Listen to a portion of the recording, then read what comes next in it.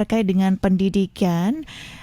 Kita sudah diajarkan terkait dengan pendidikan ini sebelum kita lahir.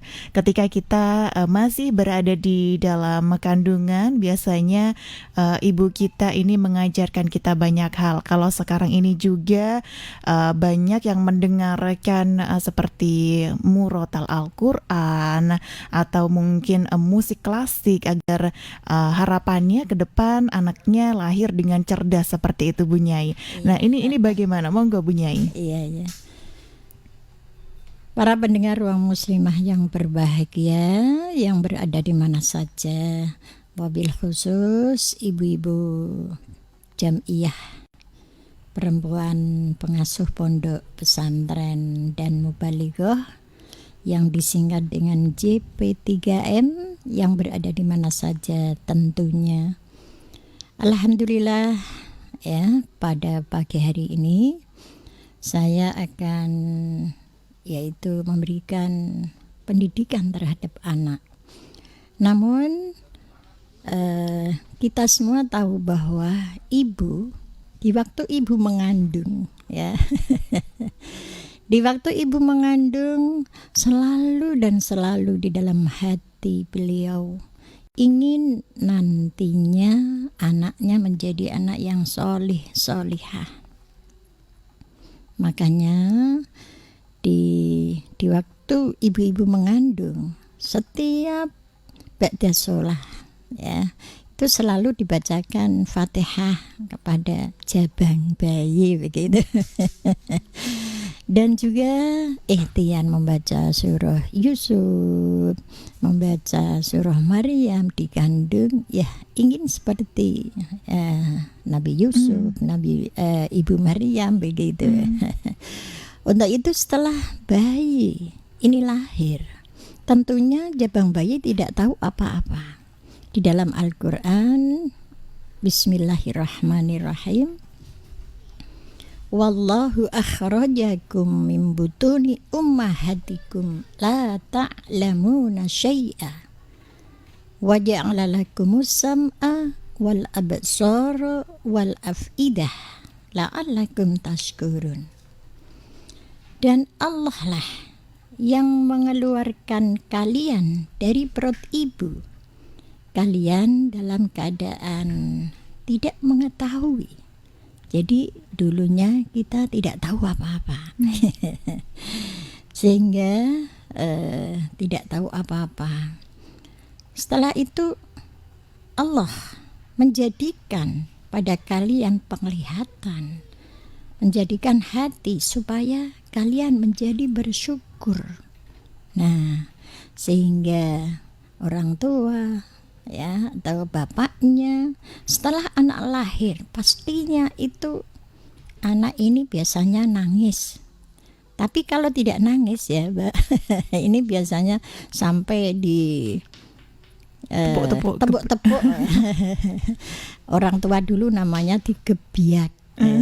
Jadi biar anak ini menangis ya.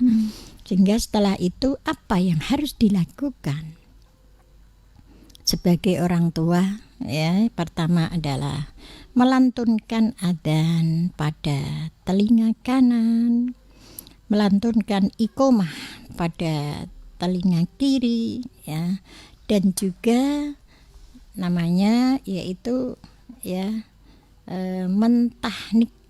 Jadi bayi ini dikasih sesuatu yang halus seperti contoh kurma yang dihaluskan. Ya, ini biar untuk ya menjadikan anak ini menjadi sehat ya, atau dikasih madu dan lain-lain ya. Ini selanjutnya apa yang diberikan, yaitu mendoakan bayi ya, dan mendoakan bayi yang baru lahir. Jadi setelah didoakan ya, termasuk juga mengebumikan ari-ari ya, dan juga tak lain halnya adalah mensyukuri kelahiran bayi. Jadi kelahiran bayi harus disyukuri ya, walaupun itu serumah atau tetangganya ya, tanda syukur tanda syukur untuk kelahiran. Dan selanjutnya adalah juga mencukur rambut bayi, mencukur rambut bayi sekaligus itu memberikan nama. Karena kewajiban orang tua terhadap anak, ya, itu pertama adalah pemberian nama. Berilah nama yang baik, termasuk juga mendidik anak, ya, dan juga yang ketiga menikahkan di waktu anak dewasa.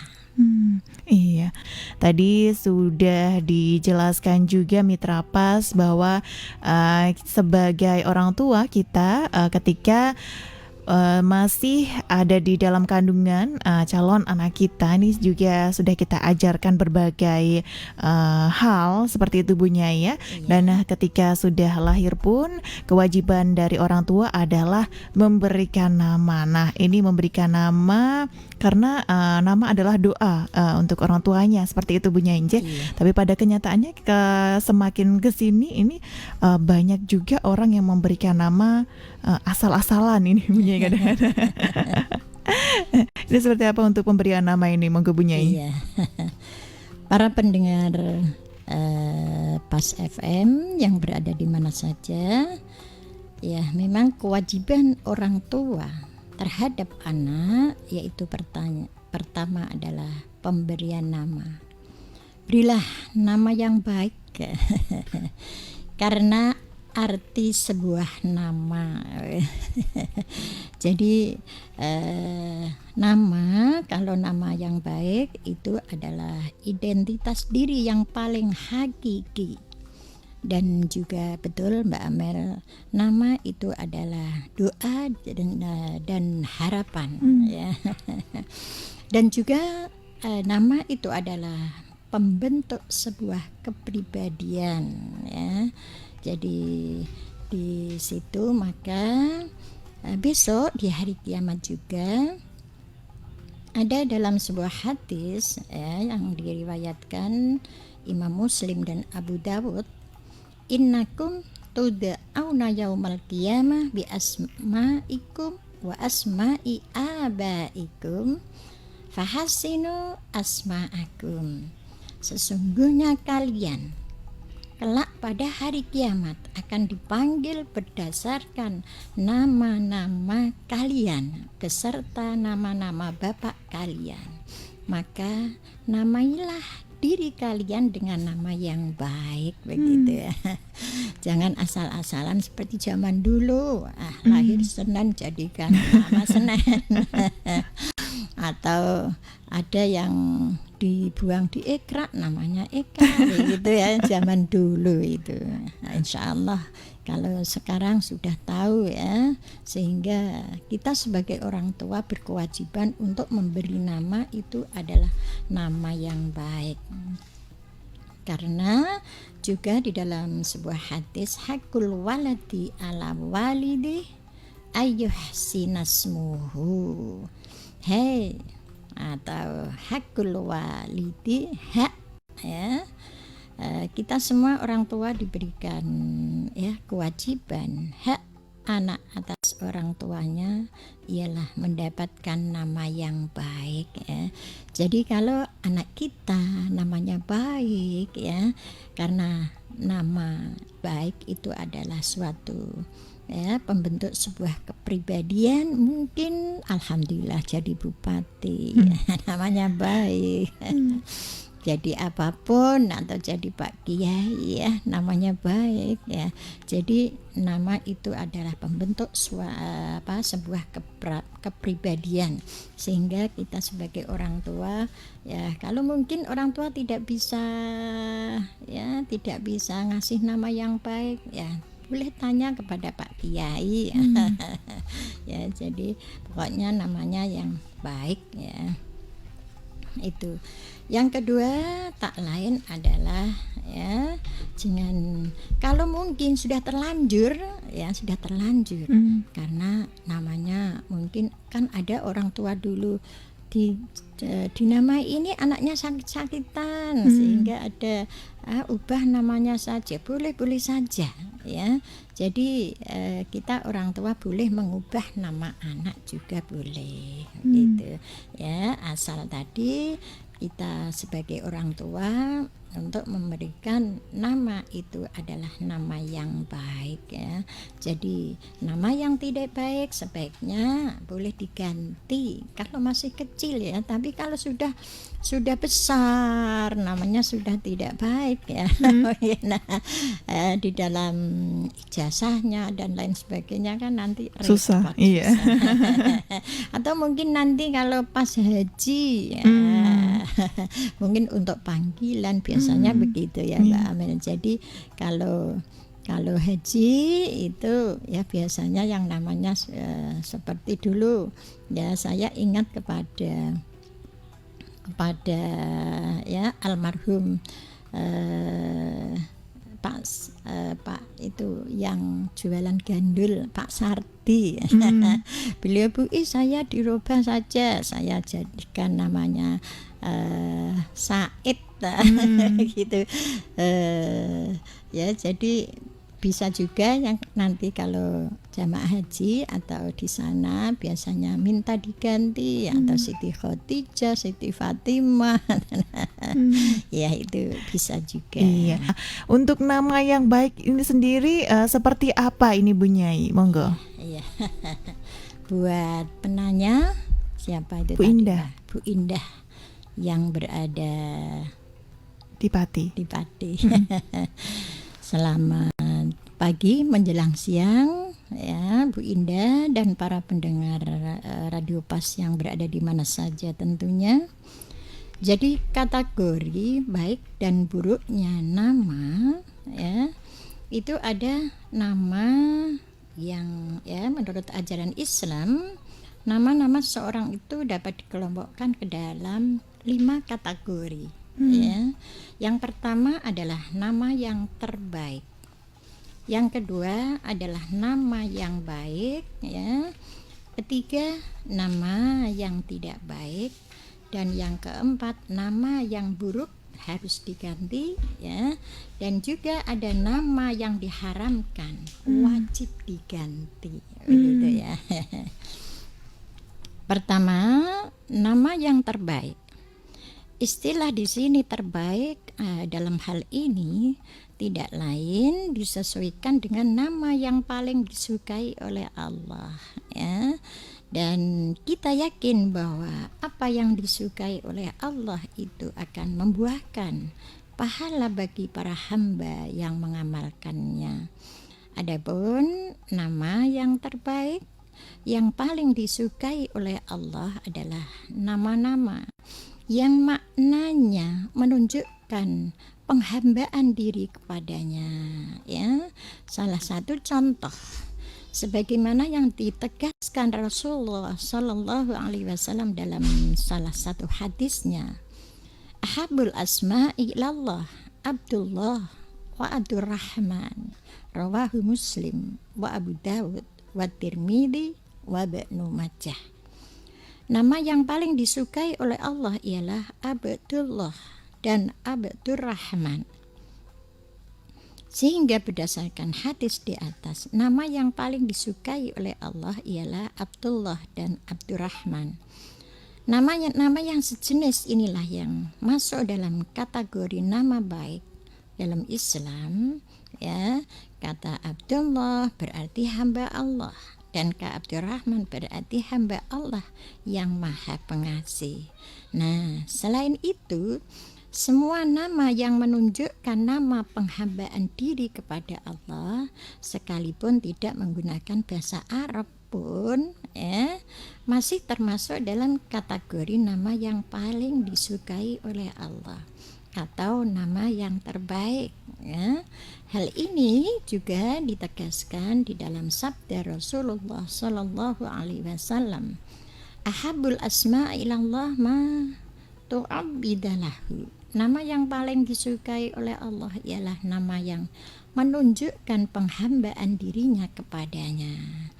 Sehingga berdasar hadis ini pemberian nama tidak harus dilakukan dengan menggunakan bahasa Arab ya. Menggunakan bahasa lain asalkan maknanya menunjukkan sebuah penghambaan diri kepada Allah juga tetap termasuk nama-nama yang baik yang disukai dan tergolong kategori nama yang terbaik. Contoh ya, nama-nama itu. Yang kedua, nama yang baik. Itu tadi yang terbaik. Yang kedua, nama yang baik. Untuk kategori nama yang terbaik dan baik ini keduanya sama-sama berpijak. Ya, ada sebuah hadisnya. Pada hadis yang disabdakan oleh Rasulullah juga ya, perbedaannya kalau nama yang terbaik itu nama disukai oleh Allah, sedangkan nama yang baik itu nama-nama yang disukai oleh Rasulullah Shallallahu Alaihi Wasallam yang diperintahkan.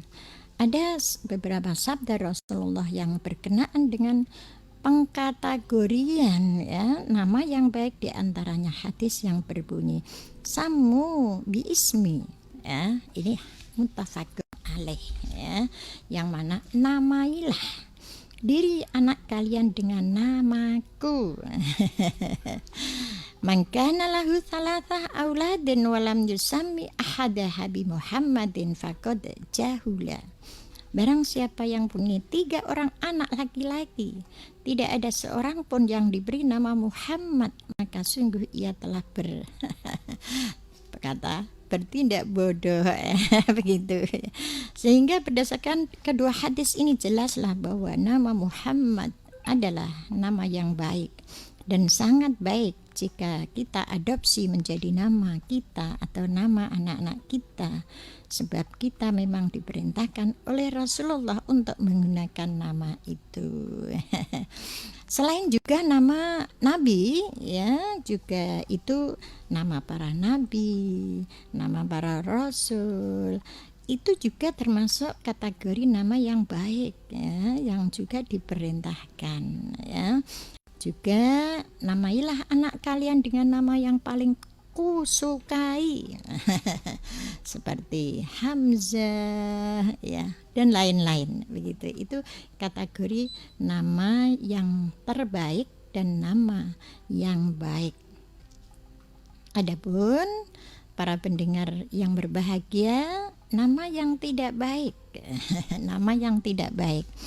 Di dalam Islam menganjurkan kepada umatnya agar dalam beraktivitas sampai dengan dalam memberikan nama mesti tidak beranjak dari makna yang positif. Jadi makna yang positif. Orang yang selalu melakukan hal yang bermakna serta senantiasa meninggalkan hal yang tidak bermakna, maka dialah orang yang terbaik keislamannya. Sehingga Rasulullah di dalam sabdanya, min husni islamil mar'i tarkuhu ma la ya'ni ya, di antara tanda kesempurnaan Islam seorang ialah meninggalkan hal yang tidak bermakna. Jadi oleh karena itu para pendengar yang berbahagia, jika nama yang maknanya terbaik kita kategorikan ke dalam nama yang terbaik, dan nama yang maknanya baik kita kategorikan ke dalam nama yang baik. Maka nama yang tidak baik ya, maka nama yang tidak baik bermakna atau yang maknanya tidak baik dapat kita kategorikan ke dalam nama yang tidak baik ya. Dan nama yang tidak baik itu sebaiknya diganti dengan yang terbaik gitu. Nah ini seperti ya nama, kalau Mbak Amel namanya siapa? Amalia. Bagus ya. Nama saya Istiqomah ya. Ini mungkin orang tua dulu ya pingin anaknya ya istiqomah dalam segala hal ya. Jadi memang nama itu adalah suatu kepribadian ya, yang mana itu juga angan-angan orang tua mungkin begitu ya. Iya. Yang keempat adalah nama yang buruk ya. Nama yang buruk.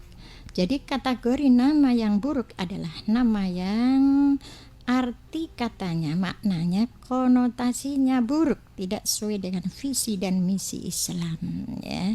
Untuk itu, ya, visi Islam identik dengan kebaikan yang bersifat manusiawi dan penghambaan diri kepada Allah Sang Pencipta, ya. Maka misinya pun mengajak, ya, mengajak kepada umat manusia agar mengakui derajat kemanusiaannya yang serba terbatas, menghambakan diri secara benar kepada Allah yang maha segalanya, begitu.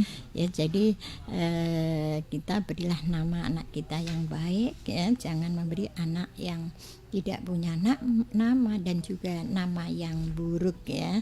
Yang kelima, nama yang diharamkan wajib diganti. Ini jadi dalam Islam nama bukanlah hanya sekedar nama, begitu, ya. Karena selain ada nama yang paling disukai oleh Allah, juga ada nama yang paling dibenci. Inilah nama yang diharamkan dan wajib diganti. Adapun nama yang diharamkan tidak lain adalah nama yang maknanya berusaha menyamai kekuasaan Allah. Dalam hadis disebutkan bahwa Rasulullah bersabda, Inna ahna asmi indallahi ta'ala rajulun yusamma malikal amlaki, rawahul Bukhari. Sungguh nama yang paling khianat, ya, nama yang paling khianat di sisi Allah yang maha luhur ialah seorang yang bernama Malikul Amlak, raja diraja, maharaja. Ya, jadi ini yang harus diganti. Ini adalah sebuah hadis yang diriwayatkan oleh Imam Bukhari dan Imam Muslim. Jadi Allah lah yang raja diraja, ya, sang maharaja yang merajai segala raja. Jadi tidak ada manusia yang melebihi dari itu. Untuk itu yang mungkin tidak tahu orang tuanya, ya, memberikan nama yang tidak tahu artinya sehingga namanya pas itu wajib diganti, tidak boleh tidak, gitu, ya. Iya. Nah, terkait dengan pendidikan anak sendiri ini menurut Islam, ini yang bagus, yang baik ini seperti apa, Bu Nyai? Monggo. Iya. Para pendengar Radio Pas yang berbahagia, yang berada di mana saja tentunya, ya. Jadi tadi kewajiban orang tua, berilah yang pertama, berilah nama, ya, tentunya nama yang baik. Sekarang yang kedua, setelah anak itu lahir, ya, setelah anak itu lahir, semua anak lahir, ya, Mbak Amel, itu dalam keadaan fitrah, ya, suci semuanya, baik itu dari manapun, dari keturunan orang apapun, ya, itu semua itu fitrah. Kullu mauludin yuladu alal fitrah fa abawahu yuhawidanihi au yunassiranihi au yumajjisanihi, ya. Jadi setiap bayi dilahirkan dengan dasar fitrah, kesucian dan keaslian manusia, yaitu bertauhid kepada Allah Subhanahu wa ta'ala. Maka kedua orang tua menjadikannya sebagai orang Yahudi, sebagai Nasrani, sebagai orang Majusi, ya, sebagai apapun, ya. Ini adalah orang tua. Untuk itu besok kita sebagai orang tua ini mempertanggungjawabkan di hadapan Allah karena diberi amanah, yang mana amanah itu sebetulnya yang asli itu adalah fitrah suci, ya. Untuk itu kewajiban orang tua memberikan pendidikan, ya, pendidikan yang mana pendidikan pertama adalah pendidikan iman, ya, dan selanjutnya adalah pendidikan moral, ya, pendidikan fisik atau jasmani, dan juga pendidikan yang ada kaitannya dengan rasio atau akal, dan juga tak kalah pentingnya adalah pendidikan kejiwaan, ya, dan pendidikan sosial. Banyak orang tua yang harus kita terapkan. Pertama adalah pendidikan iman. Untuk itu ya, pendidikan iman di dalam anak, kalau kita ya di waktu lahir membuka kehidupan anak tadi dengan kita orang tua mendengarkan anak di telinga kanan, di telinga kiri, itu adalah ke nama Allah ya. Jadi membuka kehidupan anak dengan kalimat la ilaha illallah, paling sedikit itu Allah ya. Karena ya iftahu ala sibyanikum awala kalimatin bila ilaha illallah ya. Jadi bacakanlah kepada anak-anakmu kalian pertama dengan kalimat la ilaha illallah. Tujuannya apa? Tujuannya adalah agar kalimat tauhid dan syiar masuk Islam itu menjadi yang pertama masuk ke dalam pendengaran anak kita, sehingga kalimat yang pertama diucapkan oleh lisannya dan lafaz pertama yang dipahami oleh anak ya. Tak lain juga mengenalkan hukum halal haram kepada anak sejak dini. Maka mau menyuapin aja kita ibunya, bismillahirrahmanirrahim, doa makan, setelah kita menyuapi doa minum ya, setelah doa makan, mau tidur pun kita sebagai ibu itu harus memberikan contoh pinter, memberikan pengajaran kepada anak. Mau tidur ya, mau bercermin, mau mandi, mau apapun ya, ini sebagai ibu. Makanya ibu itu harus juga yang pintar. Jadi tadi menyuruh anak beribadah ya, mungkin baru berapa tahun ya kita punya anak perempuan diberikan rukuh walaupun belum bisa. Atau laki-laki diberikan sarung paci walaupun nanti diseret-seret. Ya, ini untuk memberikan pengajaran ya, memberikan pendidikan anak sejak dini ya. Dan selanjutnya ya itu tadi, karena juga kita sebagai orang tua punya berkewajiban muru auladakum bisolah wahum abna'u sab'i sinin wadribuhum 'alaiha wahum abna'u asyrin wa farriqu bainahum fil madaji. Perintahkan anak-anakmu menjalankan ibadah sholat jika mereka sudah berusia 7 tahun ya. Dan jika mereka sudah berusia 10 tahun maka pukullah mereka. Jika tidak mau melaksanakan sholat tentunya ya, dan pisahlah tempat tidurnya mereka. Jadi kalau kita punya anak laki-laki perempuan, jangan sampai ya ada dalam satu kamar. Umur 10 tahun harus kita pisah ya, laki-laki sendiri ya, perempuan sendiri. Ini dalam sebuah hadis ya, subhanallah ya. Sehingga tuntunan kita di dalam agama Islam itu sudah sejak dulu sampai sekarang harus betul-betul kita perhatikan ya, mungkin biar tidak terjadi yang tidak diinginkan. Jadi mulai umur 10 tahun sudah harus dipisah. Dan juga kita mendidik anak ya untuk ya selalu mencintai Rasul, keluarganya, dan membaca Al-Quran. Itu juga ada sebuah hadis ya, yang mana Ali radhiyallahu an, bahwa Nabi Muhammad sallallahu alaihi wasallam bersabda, adibu auladakum ala thalathi khisalin subhanallah, didiklah anak-anak kamu pada 3 hal: hubbi nabiyikum wa hubbi ahli baitihi wa tilawatil Qur'an fa inna hamalatul Qur'an fi dilli arsyillahi yaumala dilli illa dilluh ma'a anbiya'ihi wa asfiyaihi, rawahu Tabrani. Jadi 3 hal itu kita ya mengajarkan anak kita untuk mencintai Nabi kamu, Nabi Muhammad, mencintai keluarganya, dan membaca Al-Quran. Sebab apa? Orang yang ahli Quran itu berada dalam lindungan yang mana lindungan itu di singgasana Allah pada hari tidak ada perlindungan selain daripada perlindungannya, beserta para nabinya dan orang-orang yang suci. Subhanallah. Maka dari itu saya pecinta. Walaupun memang saya belum bisa baca Al-Quran, tapi saya pecinta kepada orang yang hafal Al-Quran.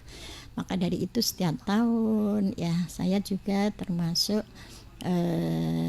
JMKH pengurus atau pembina orang tuanya, karena saya merasa belum bisa hafal Al-Quran dan pecinta namun kepada orang yang hafal Al-Quran. Dan alhamdulillah besok pada tanggal 9 Maret insya Allah itu sudah ada program dari dari JMKH, yaitu Jam'iyah Mudarasatil Quranil Hafidhat, yang mana berada di Masjid Agung Baitun Nur bersama dengan TPQ dan juga Majelis Taklim yang seperti dulu, Masya Allah sehingga berbahagia bersama orang-orang yang hafal Al-Quran. Ini singkat, ada yang bergabung lagi dari Pak Thohir. Ini Bu Nyai, saya mau minta penjelasan tentang pemberian nama anak tadi. Ketika misalnya orang tua memberikan nama Aldeverto, dari Al itu alif, kemudian tonya toharoh. Nah ini apakah nama ini perlu diganti menurut Islam ini Bu Nyai? Apa itu? Namanya Aldeverto. Jadi alnya itu alif, tonya itu toharoh, seperti itu. Apakah nama ini harus diganti ini Bu Nyai menurut pandangan Islam? Oh gitu. Iya. Namanya Aldeverto. Alnya itu alif, singkatan dari alif mungkin seperti itu ya. Kemudian tonya toharoh, seperti itu. Terus? Ya itu saja. Oh gitu. Mohon maaf ya Pak, karena saya tidak tahu apa arti Aldeverto. Mungkin tadi dianggap nama yang baik, kalau mungkin di dalam hati panjenengan ini sudah menginginkan anaknya itu adalah nama yang baik Tapi coba ini dilihat di dalam kamus mungkin insya Allah kalau bapaknya sudah merencanakan arti yang baik, insya Allah menjadikan anak itu baik. Amin. Amin. Terima kasih Bu Nyai, terima kasih untuk Pak Thohir ya. Dan Bu Nyai, untuk waktu kita memang terbatas, ini sudah ke jam 10.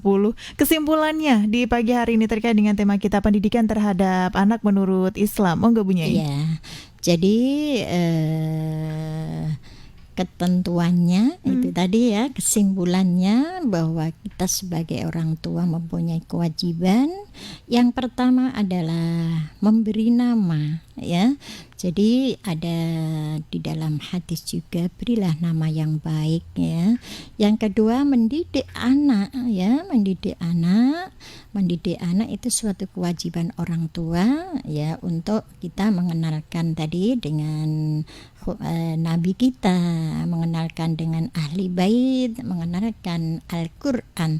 Tentunya di dalam itu kita kewajiban yang harus dipenuhi kepada anak kita, sholat dan lain sebagainya, untuk mengenalkan akhlak dan lain itu ada di dalamnya Jadi kita orang tua harus memberikan suri tauladan kepada anak kita.